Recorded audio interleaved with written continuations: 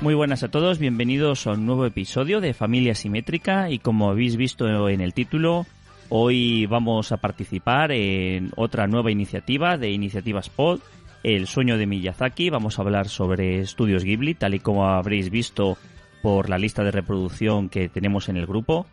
Y bueno, en esta primera parte del podcast vamos a estar Rosana y yo solos, vamos a hablar de la película que nos ha parecido. Y luego en la última parte pues tendremos a Gabriel y Sara que nos ayudarán un poquito a ver cuál ha sido su visión sobre esta película que nos ha gustado y no gustado a partes iguales. Ahora hablaremos sobre ella.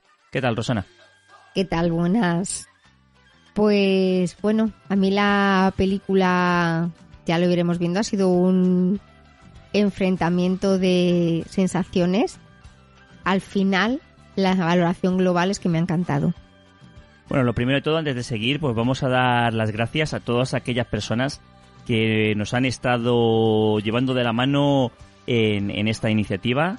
Vamos a empezar por la organización, que se la debemos a Dani de Policías Pelis y a Luis Millán de Just Leave It. El apartado visual y las miniaturas que habréis visto pues en todos los episodios de la iniciativa la ha realizado Diego Ruiz de Policías Pelis. Y el guión y la edición de las cuñas promocionales ha sido de Daniel Cimarra de Policías Pelis. Y las voces de dichas cuñas pues han sido las de Misery Ratti de Hablo de Cine, Fran Maestra de Podcast Good y Rubén Moreno de Puro Vicio y Alberto Savara de Puro Vicio. Pues muchísimas gracias a todos ellos, ya que sin ellos esto no se habría podido realizar. Y es un trabajazo lo que hacen siempre los organizadores en esas iniciativas y les quitará un poquito el sueño pensando en si llegaremos o no cada uno de los podcasts al día fatídico. Pues ¿cómo elegimos esta película, Rosana? Porque nosotros, de verdad, siendo sinceros, Ghibli conoces muchísimas películas de Ghibli, pero realmente solo habíamos visto una, que era Mi vecino Totoro. Y esta la pusimos en una lista de las que nos parecía mejor. Y la pusimos en el listado que hacemos nosotros para elegir las películas y nos tocó Pompoco, una película que la sinopsis era que unos mapaches se tienen que enfrentar a los humanos para salvar su tierra. Y nos parecía muy graciosa porque nosotros pensábamos que era otro tipo de película. Sí, nosotros pensábamos que era algo así como que unos pequeños invasores. Pues unos mapaches. Gabriel dice que es el solo en casa. Solo en casa. Que se tienen que defender de los humanos y que al final acaban ganando. Pensábamos que era algo así y por eso la cogimos. Y algo de base tiene, pero muy lejos de la realidad. Por eso es Takahata. Claro, esta película está dirigida por Isao Takahata, estrenada en Japón en julio del 94, es decir, va a cumplir este año ya 30 años.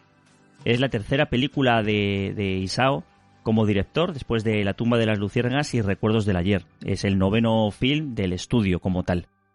Y como bien ha dicho Rosana, pues Takahata, digamos que no es el más alegre de su vecindario. Tampoco, a ver, esta película sí que es verdad que en algunos momentos te hace escapar una sonrisilla. Tienen cosillas los mapaches que te diviertes con ellos, pero todo lo que trata la película no es un dramón, pero se le aproxima mucho. A mí me ha encantado, me encanta. De hecho, una vez viendo esta película, quiero leer y ver alguna más de Takahata, aunque yo compadezco a los que hayan elegido La tumba de las luciérnagas, pero me parece un genio. Me parece que tiene tantas capas esta película y tanto que analizar que, bueno, pues que no hay que verla. Hay que verla y tener esas sensaciones. Porque de repente parece que estás viendo una película muy infantil y de repente cambia a confrontarte cómo esa visión de una película de hace 30 años puede aplicarse y criticar y continuar vigente 30 años después. Uh-huh. Bueno, la sinopsis os la hemos hecho muy, muy sucintamente. También deciros que vamos a ir a spoiler a saco con esta película. porque tenemos que hablar de cosas que pasan en la película y no podemos ocultaros nada, simplemente os vamos a comentar. Si no lo habéis visto, pues dejar ahora mismo de escuchar, la veis tranquilamente y seguís con nosotros. La sinopsis de qué va esta película, pues ya lo hemos dicho, ¿no? Un grupo de estos tanukis, de estos perros mapache japoneses, una especie que es endémica de aquel sitio y en otros países pues no existe. Pero bueno, para que os hagáis una idea, es como un mapache. Pues se encuentran de que su bosque, el bosque donde viven, pues está siendo utilizado para construir casas. Está basada más o menos en hechos reales, es decir, todo esto pasó de verdad, lo que es la destrucción del campo japonés para las expansiones de las ciudades. Y cómo estos mapaches pues se tienen que defender y cómo intentan parar esa expansión.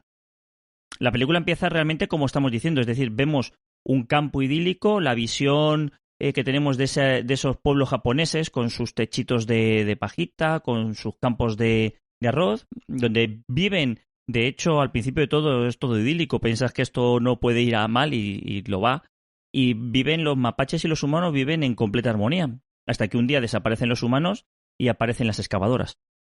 Aparecen las excavadoras porque, lógicamente, la gente abandona lo que es la vida del campo y necesita expandir la ciudad y necesita crear nuevas casas, nuevas ciudades, lo que llamaríamos a día de hoy ciudades dormitorio. Y, lógicamente, pues empiezan a quitar el hábitat natural de estos kamuni, ¿cómo es? Tanuki. Tanuki. Yo lo digo mapaches, tanuki. Y es curioso ver cómo se alterna 3 tipos de animación. Al principio, cuando los humanos no le ven, son mapaches como los que podemos ver Uh-huh. Pues en cualquier pues en el zoo, en los documentales. Y poco a poco, cuando ya sí que piensan que los humanos no se ven, se convierten pues en mapaches que hablan, mapaches japoneses. Y hay otra parte que es en que se desdibujan completamente. Sí, se vuelven caricaturas de ellos mismos. Cuando empiezan a hacer cosas extrañas, cuando están en una fiesta, están borrachos, están teniendo un comportamiento extraño o un comportamiento divertido, se vuelven como unas caricaturas, se vuelven ya de colores planos para demostrar, para hacernos ver que esa es la parte como más divertida o más limítrofe de lo que les está pasando. Y pues ellos en principio contraatacan esa invasión.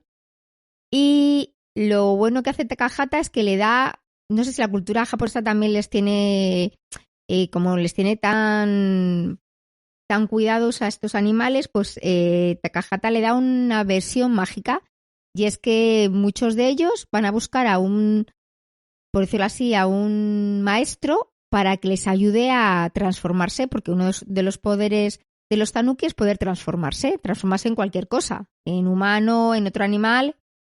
Algunos pueden y otros no. Entonces van a buscar un maestro que les ayude a mejorar esa capacidad de transformación. Uh-huh. De hecho, los tanuki, a ver, son bastante importantes en el folclore japonés y son unos animales que tienen varias características. De hecho, por ahí he estado leyendo que tienen hasta como 8 características que voy a deciros porque en la película sí que vemos algunas de estas. Los 8 rasgos son: un sombrero para protegerles rápidamente de los problemas o del mal tiempo, ojos grandes para percibir el ambiente y ayudarles a tomar decisiones, una botella de sake que representa virtud, una cola larga que brinda seguridad y fuerza, hasta que se alcanza el éxito, testículos enormes que simbolizan la suerte económica, una letra de cambio que representa la confianza, un estómago grande que simboliza las decisiones audaces y meditadas y una sonrisa amistosa. Esos son los 8 rasgos que tienen dentro de la cultura japonesa los tanuki. Porque, de hecho, los propios tanuki, los animales, tienen unos testículos desproporcionados para su tamaño. De hecho, en la película, yo se lo decía a los niños, he dicho, ¿habéis visto que llevan los huevecillos ahí colgando? Porque ellos lo representan como uno de esos atributos importantes. Las gónadas que se refieren, y con ellas además se envuelven cuando hacen metamorfosis y es curioso. Lo que a mí me pareció bastante curioso, porque claro está, aquí lo que Takahata intenta y nos hace ver es estos tanuki son la representación de la tradición japonesa, de la parte más de pueblo japonés, de aldeas, de la parte más tradicional. Y cómo con esa representación de los tanuki vemos diferentes formas de habituarse o intentar luchar contra la expansión salvaje del capitalismo, que luego más adelante todavía vamos a ver más. Porque esta película es una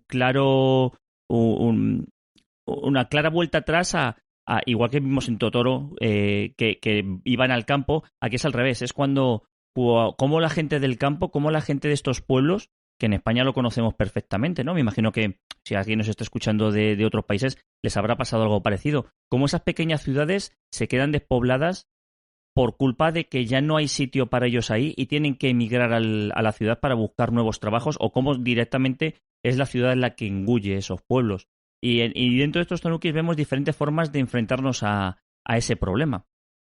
Y representación de diferentes figuras, tanto de eso como del folclore típico japonés, el Buda, lo que es el monje, la abuela matriarca.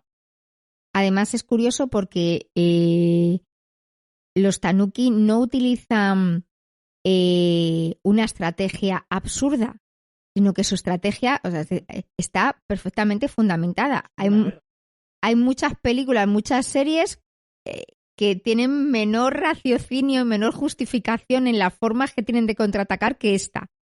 En un principio, pues intentan provocar accidentes, pues tiran camiones, la excavadora. Como eso ven, se aparecen a las personas para asustarles a las personas que están trabajando. Y como ven que eso no va a ningún puerto, pues intentan asustarles aún más, se convierten en monstruos. Luego llega un momento en que ven que no pueden hacer nada y intentan, le recomienda que se conviertan en humanos para poder sobrevivir. Entonces, lo bueno que tiene Takahata es, bueno, por decir algo, es el hecho de que él está demostrando la cruda realidad. Cualquiera de nosotros pensaría, bueno, yo cuando empecé a ver la película pensé que iban a ganar los animales. Y aquí te das cuenta que al final, a pesar de todos los esfuerzos que hacen muchos, y de hecho muchos de ellos mueren, que se les ve claramente la muerte como animales. Sí. O sea, de hecho lo hablan muchas veces de que los pillan los coches, de que en un enfrentamiento incluso con la policía los matan. De verdad, aquí no es un final, y de hecho no es un final esperanzador porque es eso, porque no ganan. De hecho, tampoco es que pierdan, pero tienen que acostumbrarse, tienen que llevarse por la corriente de la modernidad y seguir con sus vidas. O bueno, ya luego seguimos hablando del final. Tienen que aclimatarse. Uh-huh. El hecho es que al final tienen que ceder y aclimatarse. Es uh-huh. O transformarse o morir. Y esto es lo que una parte de esos tanuki hacen. Uh-huh. Que ahora veremos algo más.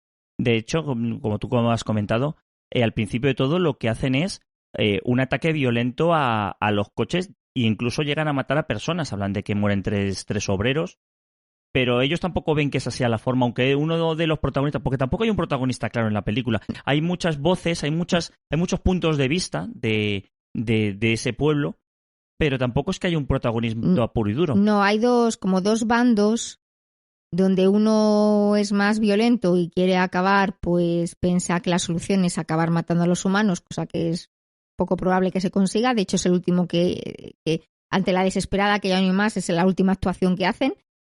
Y hay otro que es más conservador, entonces intenta pues ser más disuasorio. Entonces, bueno, pues ahí hay una lucha, una argumentación de diferentes maneras. Hasta que al final, fijaros qué curioso, la voz cantante, a pesar de que hay dos líderes ya mayores que luego se ceden a sus descendientes, la que al final asienta todo antes de que lleguen los maestros es una hembra. Uh-huh. Es la abuela y es la que pone ahí, bueno, es como una abuela, no es la abuela, es la que pone ahí la cordura, la mediación entre los dos. O sea, imaginaros una película de esta edad donde aquí el respeto hacia esa figura matriarcal de mujer.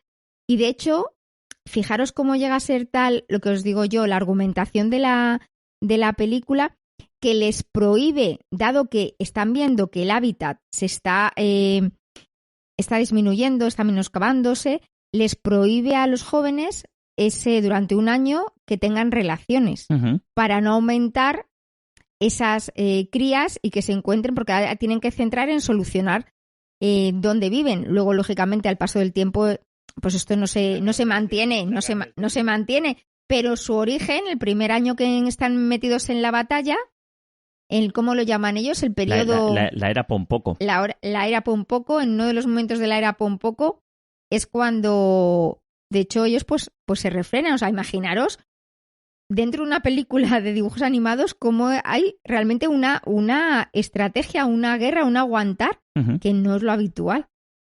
Sí, de hecho, si lo pasamos a la metáfora que estamos diciendo, ¿no? Lo que es la gente del pueblo intentando parar todo esto, está claro que habrá algunos que fueran más violentos, como es la primera persona, y luego esta segunda que intenta, por así decirlo, hacerles ver a los invasores de otra manera. En este caso, en la película, lo que nos muestra a través de estos tanuki es con sus poderes, ¿no? Con sus poderes de crear imágenes, con sus poderes de, con la práctica, poder transformarse, porque otra de las cosas que pueden hacer los tanuki, en este caso en la cultura japonesa, es transformarse. Muchas veces se ponen una hoja para transformarse. Aquí en la película lo dicen, bueno, es que los que se ponen la hoja son los que saben poco. Nosotros nos podemos transformar tanto en personas como en objetos inanimados.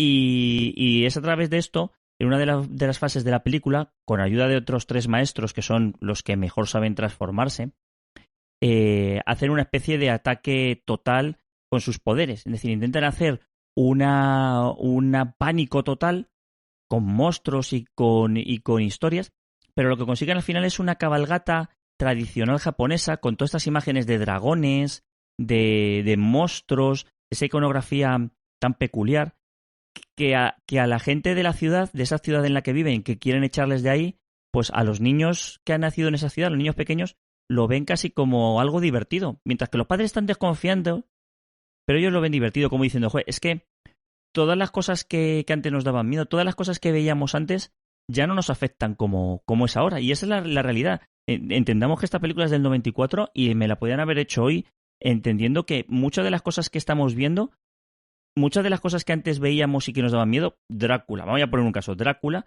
a los niños de hoy les va a dar risa. ¿Por qué? Porque hemos pasado a otro lugar.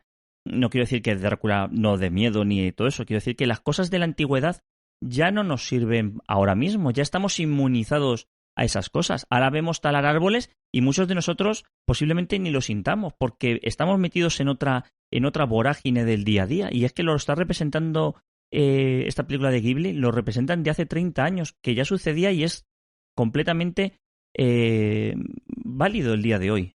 Sí, como las nuevas generaciones se asustan porque les falta internet. Claro, o por cosas... Tú ahora ves una película que a ti de pequeño te daba miedo y tú se las pones a ellos y dicen, no me ha dado miedo, si es de mentiras, si parece cartón piedras. Entonces, eso es un poco lo que pasa cuando los monstruos... De hecho, uno de los maestros gasta tanta energía que fallece en ese intento. Se transforman pues en monstruos típicos de la cultura china cabezas volantes con ojos grandes y cosas así. Y a las mujeres, pues alguna le da un infarto, se asusta, le da un desmayo, pero los niños era como, qué divertido, a ver si vuelve. Pero si te fijas, en uno de los momentos que está este desfile, sí que viene esas olas que engullen la ciudad como representación al miedo que tienen en Japón, en todo lo que es la costa de Oriente, de los tsunamis. Claro, porque la gente empieza a venir el agua y es cuando les da verdadero miedo. Luego es todo mentira. Igual que esos pájaros de fuego. Y también me resultó curioso, no sé si tú lo ves igual, cuando entran los fantasmas en casa, en lo que es en una parte individual, ahí sí que tienes miedo. Pero cuando estás junto al resto de la población, es más difícil asustarte, porque ya estás metido como en otro mundo y ya ver una cosa rara lo veríamos como un desfile de Halloween prácticamente. No nos llegaría a esos miedos. A mí hoy me recordaba a la Santa Compaña. el miedo que ha pasado la población rural española por la Santa Compaña, y ahora mismo eso nos daría esta gracia. La veríamos y diríamos, bueno, pues mira, efectos especiales, algo que están haciendo, un algo publicitario, ahora hablaremos de la publicidad y de todo esto, que yo creo que cuando la película te rompe la cabeza a partir de aquí.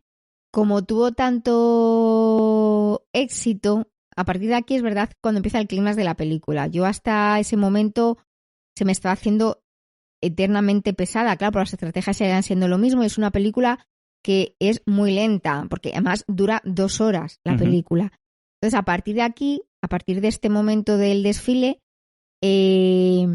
sale un personaje que se atribuye el mérito de esa cabalgata, por decirlo de alguna manera, de ese desfile, que es un fabricante o es una persona que va a montar como una especie de parque de atracciones. Entonces dice que lo ha hecho como un preludio para que la gente disfrute, pero que en un futuro eso va a estar en su parque de atracciones. O sea, como a partir, o sea, ya la manipulación, como a partir de algo que es diferente y distinto, uno se atribuye un mérito para conseguir luego unos beneficios.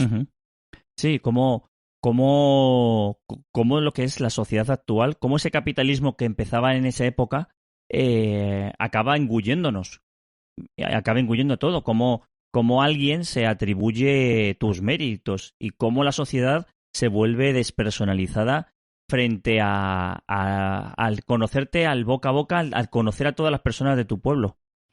Y aquí aparece el personaje que también a Sara le ha gustado mucho, que aparece un ser humano que desde el principio, por cómo está caracterizado, dibujado, y sabes que es un zorro que también, porque en un principio de la película dicen que los zorros también se pueden cambiar.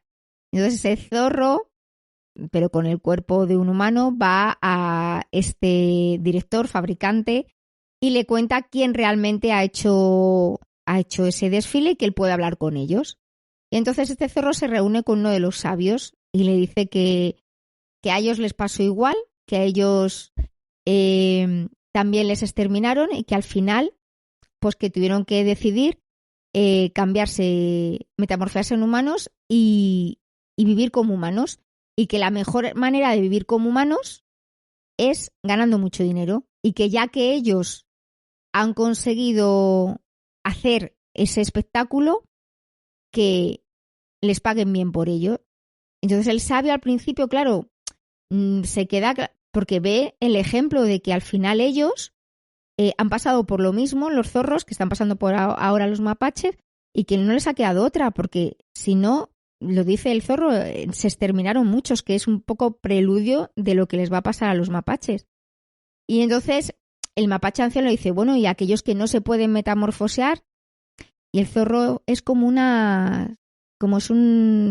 pues unas víctimas de las daños colaterales de lo pasado. Y entonces va a exponer lo que le ha dicho el zorro a toda su tribu. Sí, pero aquí te das cuenta de la diferencia de carácter que le imprime Takahata al zorro y al mapache. El mapache son como más bobalicones, más buenachones, más propensos a la fiesta. Y ya el zorro, desde que lo ves, y además, ¿dónde los lleva? Porque el zorro los lleva a un prostíbulo. Con unas chicas suntuosas. Sí, además que les dice, ¿de qué animal quieres que se transforme? ¿Quieren que sean mapaches? ¿Quieres que sean...? Sí. ¿O quieres que se queden como estas? Y te das cuenta que es que el zorro ha encontrado el punto débil de las personas, que es, si yo puedo transformarme y yo tengo que vivir entre vosotros, lo voy a hacer de la mejor manera posible, me voy a aprovechar de vosotros. Cosa que los mapaches no lo consiguen, aunque ellos lo van a intentar, ellos luego seguirán lo que les ha dicho el zorro. Vemos la diferencia de la gente de estos animales entre ellos. De hecho, pues lo que más le sorprende al sabio que va a hablar con el zorro es eso, es que tenga que dejarles atrás a los que no se pueden transformar. Claro está, aquí es cuando ya te das cuenta que esta película no... como ha dicho Rosana, es una película que se hace larga y que muchas veces se hace un poquito pesada en ese aspecto porque ves que van repitiendo estrategias y otra vez la misma estrategia. Visualmente la película es una preciosidad, pero te da... media hora menos hubiese estado la película muchísimo mejor. Pero a partir de aquí ya te das cuenta que que esto no tiene vuelta atrás y que además no va a terminar bien. Aquí te das cuenta que esto no es una fábula donde te lo vas a pasar bien. Aquí te das cuenta que muchos de esos animales que has convivido con ellos durante estas 2 horas no van a sobrevivir, porque no van a poder adaptarse a ese cambio. Aquí estamos viendo la adaptación al cambio y muchos no van a poder hacerlo y morirán o en el campo solos o se tendrán que ir a la ciudad. Y de hecho, una vez que él sabe va a proponérselo, pues volvemos a que haya gente que esté de acuerdo, otros que no, y vuelve uno de los líderes que se recupera porque había estado malo durante un tiempo, durante casi toda la película, pues se enfrenta a ellos de forma más agresiva. Al principio, bueno, no sé quién es el agresivo realmente, porque al principio van como ecologistas que se abrazan a los árboles y tal, pero luego también los otros hacen algo hostil, la policía que mandan, los antidisturbios que mandan los humanos, y ya la mujer mayor, o sea, la mujer, en este caso la mapache que representa a la mujer anciana dice, ya está todo perdido, cuando ya los antidisturbios. Ya es el momento en que mediante metáforas, mediante varias cosas, muere gran parte de esa tribu de Tanuk. De hecho, que los van recogiendo y los ponen en una pila de animales muertos. Es que aquí es cuando tú piensas, realmente, ¿quién es el malo de la película? Aquí claramente vemos que el malo de la película, por lo que nos está diciendo Takahata, son los humanos, somos los que vivimos en la ciudad y que queremos una expansión salvaje, pese lo que pese. Ya no es expansión territorial, es expansión de todo. Expansión de nuestras necesidades energéticas, expansión de nuestras necesidades de agua. ¿Cómo nos expansionamos más allá de lo que pueda este planeta? Esta película es claramente un alegato ecologista, igual que ha habido otras muchas en Ghibli. Pero aquí lo vemos desde el punto de vista de alguien. No nos olvidemos que tanto Takahata como Miyazaki, sobre todo lo que podemos, con esta película lo hizo Takahata, vivieron parte de la Segunda Guerra Mundial. De hecho, Takahata vivió un bombardeo bastante importante en su ciudad y por eso pues posiblemente decidiera hacer la tumba de las luciérnagas. Pero él también vio esa expansión salvaje y esa vuelta atrás desde el campo, esa salida del campo hacia las ciudades. Y aquí vemos a estos, ya no es que sean violentos, sí que es verdad que dicen varias veces que la única manera es matar a todos los humanos, y ellos le dicen que eso es imposible, que no se puede matar a los humanos, no se puede cortar el avance.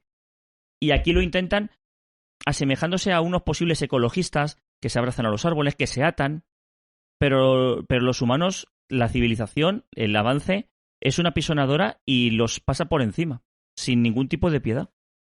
De hecho, Gabriel y Rosana decían, pero los han matado, porque es que decían, joder, esto no está acabando bien, esto me estáis... ¿Qué me estáis contando? Y hay 2 momentos que a mí, me removieron un montón por dentro. El primero de ellos es cuando los que quedan deciden ser pacifistas y deciden demostrar o que los humanos entiendan, empaticen con ellos porque ellos han hecho todo eso. Entonces usan mucho de sus poderes para reproducir cómo era antiguamente su tierra, donde vivían, su hábitat.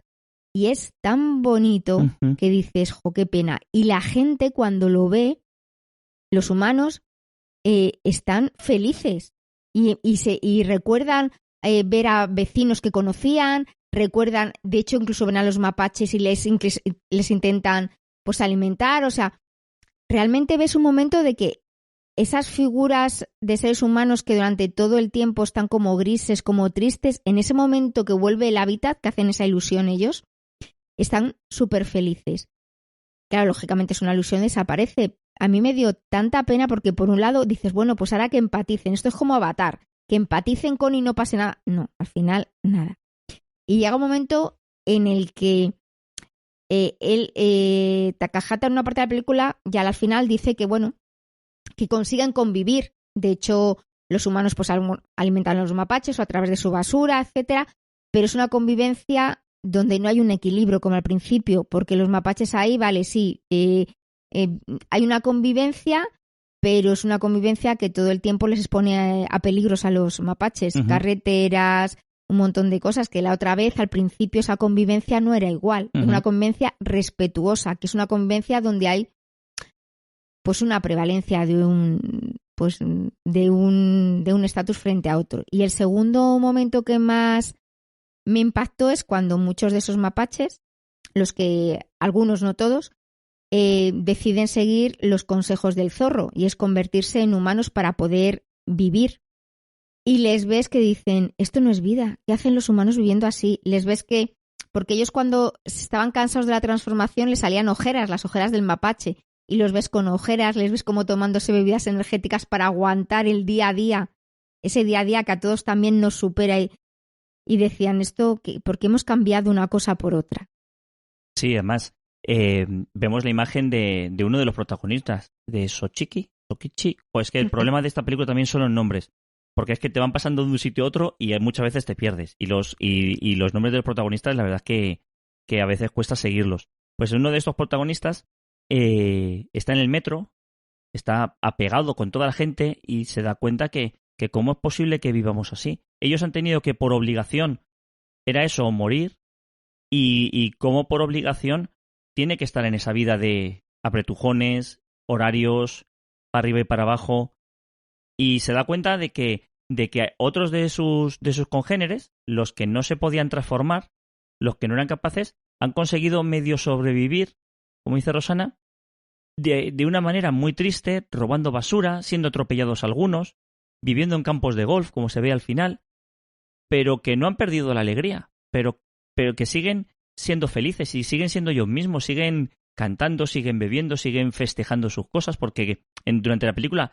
cada pequeño triunfo que tenían era una fiesta y era un emborrachamiento y acababan todos tirados por los suelos. Y aquí se da cuenta que incluso en los peores momentos, incluso estando en lo peor que pueden estar, fuera de su hábitat, relegados a los peores sitios, no han perdido esa felicidad.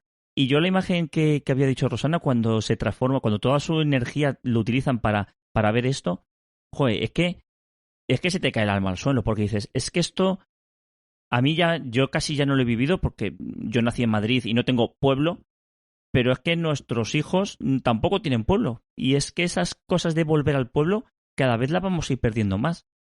Y esa parte de volver a un mundo tranquilo, a un mundo equilibrado, un mundo donde todo esté cada cosa en su sitio, eso ya lo veían que se estaba perdiendo en el 94 y seguimos perdiéndolo y seguimos estando en un pozo sin fin, en una espiral de acabar con todo eso. Sí, donde apenas a veces conocemos a los vecinos, no sabemos nada, ni cercanía. Eso. Cuando sale la mujer y ve a mira esa mi madre, esa es no sé quién, y sale corriendo con el nombre, cuando aquí pues a lo mejor no conoces a todos tus vecinos, conoces a uno y el resto pues no conoces a nadie. Y cada vez, en aquella época ya lo veían y aquí cada vez vemos más esa individualidad y ese anonimato de la sociedad actual. Sí, además con los niños sale, cuando vuelven a recuperar el pueblo, salen dos niños, venga, vamos a pescar, vamos a jugar, vamos a no sé qué.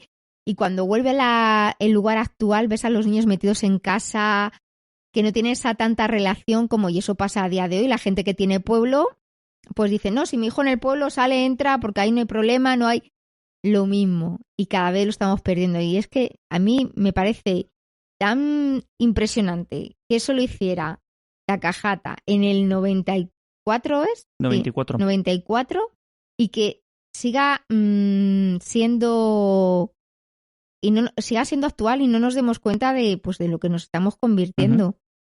Y al final la película pues acaba con el protagonista, que es el más joven, es el más gracioso, es el que más ideas tiene, es el que propone que vuelvan otra vez con esa magia a recuperar para que les entiendan. Como ese protagonista que al final se ha hecho humano, pues encuentra a uno de sus amigos que además dice, ¿qué será de...? No me acuerdo los nombres porque es complicado. De este amigo. Y entonces lo huele, lo escucha, lo ve y se va a bailar con él. Y acaba bailando y festejando. Entonces, ¿cómo pasa de esa tristeza, esa forma cansada que venía de trabajar, a esa alegría? Y cómo demuestra que a pesar que los que han seguido siendo mapaches, siendo tanuki, pues a pesar de todo, no han perdido su esencia. Uh-huh. Qué cosa que los otros Sí que lo han hecho. Y en realidad pues todos hemos perdido esa esencia, ¿no? La verdad que es una película, ya como hemos dicho al principio, nosotros nos esperábamos pues una película más divertida, por así decirlo. No quiere decir que no haya momentos que sonrías por las cosas que hacen los mapaches, pero Takahata no es una expresión de felicidad, ni es todo esto Totoro, ni es nada que se le parezca, porque al final te das cuenta que no hay un final feliz. Aunque ves que son felices los mapaches, te das cuenta que hemos perdido mucho de esa felicidad y que hemos perdido mucha de esa libertad a costa de otras cosas, de otros centros comerciales, de otros parques de atracciones, de otras macroempresas. Hablan de Disney, hablan de todas las cosas que se empezaban a ver en ese año 94. Año 94 que tenemos que decir que esta película fue la película japonesa más vista en Japón. Recaudó 2,63 billones de yenes. Los yenes, aunque parezcan mucho, luego los yenes no es tanto, ¿vale? Pero para que os hagáis una idea de lo importante que fue esta película superó en taquilla a éxitos como El Rey León o La Lista de Schindler. Y de hecho fue la película seleccionada por Japón para representar en los premios Oscar como la mejor película de habla no inglesa, no película de animación, como mejor película de habla no inglesa. Lo que pasa es que no fue seleccionada, como si sería luego otras películas como por ejemplo La princesa Mononoke. Esta película, pese a todo esto, tardó muchísimos años en llegar al extranjero. Esta película llegó a España en DVD directamente el 9 de diciembre del 2009, gracias a Aurum. Y la verdad que es una película que no es de las más conocidas de Ghibli. Ghibli, cuando empiezas en ese estudio, empiezas en Mononoke, en Totoro, en Porco Rosso, hay otras más. Pero te das cuenta que, primero, la filosofía japonesa no tiene nada que ver con la filosofía americana. Por ejemplo, El Rey León. El Rey León te cuenta otras historias y te lo cuenta de otra manera. Esta película yo creo que es complicada de ver para niños como los nuestros. Por ejemplo, para una familia, a lo mejor no es la primera película que yo decidiría para que vieran en familia, porque ni es tan divertida ni es tan ágil como otras películas. Tú cuando te esperas ves el argumento y piensas que es una guerra donde hacen travesuras e intentan luchar contra esto, pasamos al buenismo occidental y pensamos otras cosas. Y esta película, pese a que sí que tiene momentos que te despiertan una sonrisa, es una película que tiene unos niveles que yo creo que los niños no llegan a entenderlo. Si se lo explican, nosotros a Gabriel y a Sara les explicamos el subtexto de la película y ellos sí que lo entienden. Yo por ejemplo, a Gabriel le decía, oye, Gabriel, ¿tú qué parte de Valdemoro no conoces que era campo y ahora no lo es? Y dice, joder, pues la parte del hospital, antes eso era campo y ya son casas. Y posiblemente el día donde vamos con la bici hagan casas dirán, joder, es que antes venía yo por aquí con la bici. A ver, yo tampoco recomiendo esta película para verla en familia, al menos que los niños sean mayores de 10 años. Uh-huh. Sí que es una película para tratar y comentar valores, un montón de... O sea, es decir, tiene un marco educativo muy importante. Pero a lo mejor con niños de 10 años es muy difícil llegar a todas esas capas. Y luego la muerte de los mapaches, que se ven ahí cómo los tratan, pues a niños yo creo que muy pequeños les puede afectar y se pueden poner a llorar y no es la más adecuada. Y además también, todo esto depende de las películas que, si es un preadolescente, un niño que solo ve Marvel, que luego ya os contará Gabriel, y películas muy rápidas, esta le va a parecer muy lenta y se va a aburrir. Son chicos que han visto otro tipo de películas, ¿no? Películas un poco más, por decirlo así, con más capas, un poco más profundas.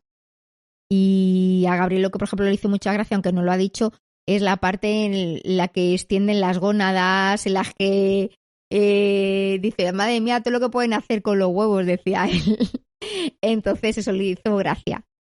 Y a Sara le impactó la figura del zorro, porque está la caricatura muy ya ladino. Lo veréis, muy ladino, es muy perfecto, así como uff. Le notas que algo esconde, notas que es muy retorcido. Desde el principio que aparece, ¿no? Uh-huh. sin que sepas que es el zorro ya le ves ahí que esto no puede ser. Y sobre todo nosotros, por ejemplo, la hemos tenido que ver en un par de veces. La hemos tenido que dividir porque es una película, como ha dicho Rosana, son 2 horas, pero que además no se te hace ágil. No es que en un momento te la hayas visto. Es una película que se toma su tiempo para todo. Repite muchas cosas, hace muchas veces las mismas cosas y hay veces que se te hace un poquito bola. Pero lo mejor de la película es el principio, como hemos dicho, y el final. El final te das cuenta que esta película habla de muchas más cosas y tiene muchas cosas que los niños lo aprecian, pero se lo tenéis que explicar.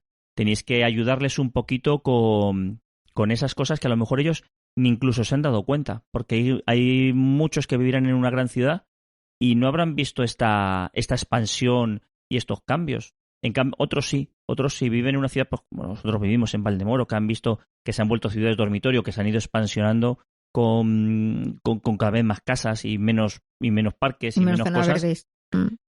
Te das cuenta, de hecho eso lo dicen también en la película, te dicen, bueno, sí, han hecho casas y de vez en cuando han puesto un árbol para que parezca que hay algo. Te das cuenta que hemos abandonado esos orígenes de vivir en familia, por así decirlo, en vivir en un pueblo pequeñito donde todos nos conocíamos, a vivir en un sitio donde eres otro más y es un número cualquiera. Y además es que pasa siempre. El Pinar de San José, que era un pinar espectacular, lo quitaron para hacer casas. El Pasillo Verde de Madrid, que va a ser un pasillo según y luego se ha quedado en nada.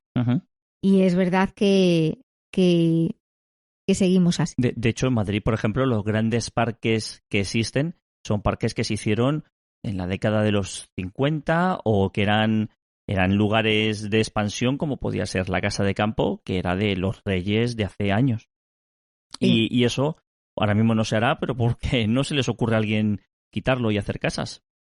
Sí, y esta película pues ya intenta leccionarnos sobre lo que iba a suceder y lo que sigue sucediendo. Y en España conocemos mucho lo de la España vaciada y la verdad que cuesta mucho. Se intenta recuperar eso, pero es muy complicado. Y bueno, pues yo sí que recomiendo que la veáis. Eso sí, verla con tranquilidad, con paciencia, intentar saborearla. A lo mejor en un día entero es demasiado, o sea, en un día verla toda seguida es demasiado. Y teniendo en cuenta que es una película que te toca, que yo creo que eso es importante. Una película que al principio dices, madre mía, ¿pero qué es esto? Y luego dices, ¿cómo ha cambiado aquí el cuento? De hecho, a mí me ha impresionado tanto cómo fue ese giro que he estado investigando sobre Takahata, que no hay mucho, hay un libro, hay algo, que en español me refiero. Y bueno, pues sí que miedo me da ver la de La tumba de las luciérnagas, pero sí que quiero seguir viendo su filmografía, me parece muy interesante. Así que nada, espero que hayáis disfrutado con nuestra reflexión y que os animéis a verla. Bueno, pues ahora os vamos a dejar con un audio de nuestros compañeros de Crítica sobre la Marcha, que os van a comentar cuál es su top 3 de películas del estudio Ghibli. Y a la vuelta, pues volvemos con Gabriel y con Sara, que os van a dar su opinión sobre esta película. Venga, ahora volvemos. Si tuviera que hacer un top 3 sobre las películas de Ghibli con las que más conecto, creo que ese top estaría compuesto por El cuento de la princesa Kaguya, Ponyo en el acantilado y El viento se levanta. En los 3 casos creo que se debe al uso de la animación.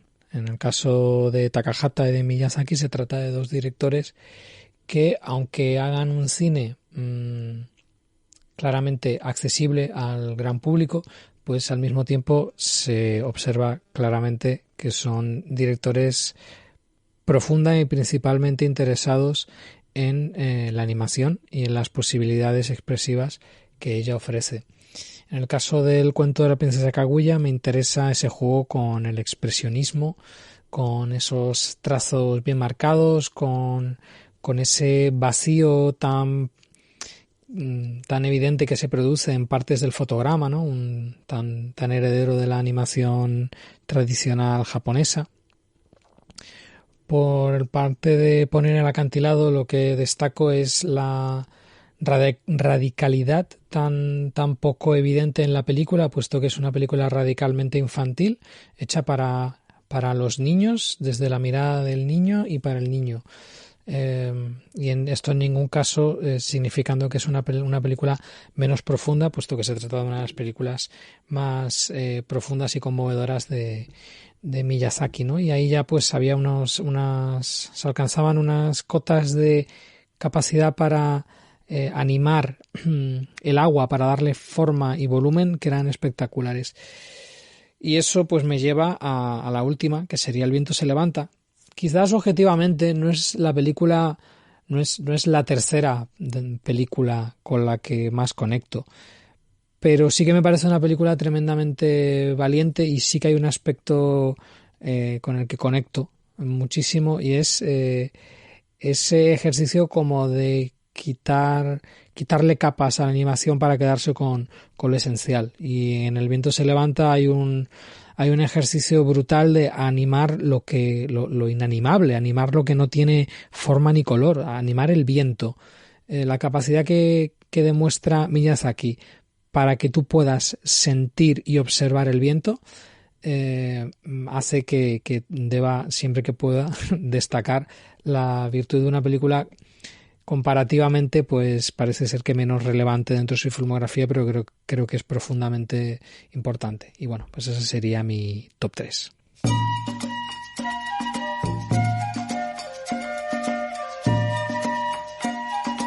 Y ahora retomamos con los peques, con Sara y con Gabriel. Buenas tardes, Sara. Buenas tardes. Buenas tardes, Gabriel. Hola, buenas tardes. Bueno, en un principio nosotros elegimos esta película porque pensábamos que iba a ser un rollo pequeños invasores, de mapaches que recuperaban, etcétera. Y nos ha sorprendido, y yo ahora mismo ellos van a dar su opinión, que es la más importante, por supuesto. Pero yo a día de hoy, por ejemplo, pues no sería de las películas que elegiría para Sara y para Gabriel. Sí, por un lado, por el contenido que trata, como hemos estado hablando antes, pero por otro lado es muy lenta. Yo no sé si ellos captan toda la trama y la complejidad y todas las capas que intenta transmitirnos el director. Vamos a verlo. Sara, ¿qué es lo que más te ha gustado de la película? Cuando el zorro, que está transformado, le dice al fabricante del País de las Maravillas que él es el único que puede encontrar al jefe de los mapaches. Es un momento muy importante en la película porque de repente es cuando empieza el giro argumental. No esperas que haya así una unión, un pacto, y la verdad que nos sorprendió. ¿Y a ti, Gabriel? ¿Qué es lo que más te ha gustado de la película? Pues a mí lo que más me ha gustado es la animación. Me ha gustado mucho cómo está animada, los efectos. Para la época, que es 1994, me ha gustado mucho la animación que tenía. Vale. ¿Y el momento más divertido, Gabriel? Pues cuando en el festival, festival cabalgata de los monstruos, fantasmas, monstruos, que eran los mapaches, al final todos los niños estaban súper contentos y un niño estaba, ¡ay, qué bien, qué bien, qué bien! ¡Qué pena que se haya acabado! Y las madres estaban como asustadas. Bueno, y estaba bien, me ha gustado mucho esa parte también. ¿Y a ti, Sara? A mí lo mismo, cuando salen los mapaches transformados a asustar. Cuando ahí se transforman en fantasmas, así monstruos raros y sí. Divertidas aparte. Y si yo os pregunto ahora qué es lo que menos os ha gustado, Gabriel, ¿tú qué dirías? La verdad, las ciudades de Japón. Es que decía ciudades que yo ya no entendía si estábamos en una ciudad, en otra. Yo hay veces que decían que estaba en otro templo y yo pensaba que era eso, pero en el futuro. O sea, a veces que me liaba yo. En ciudades y todo eso, en nombres.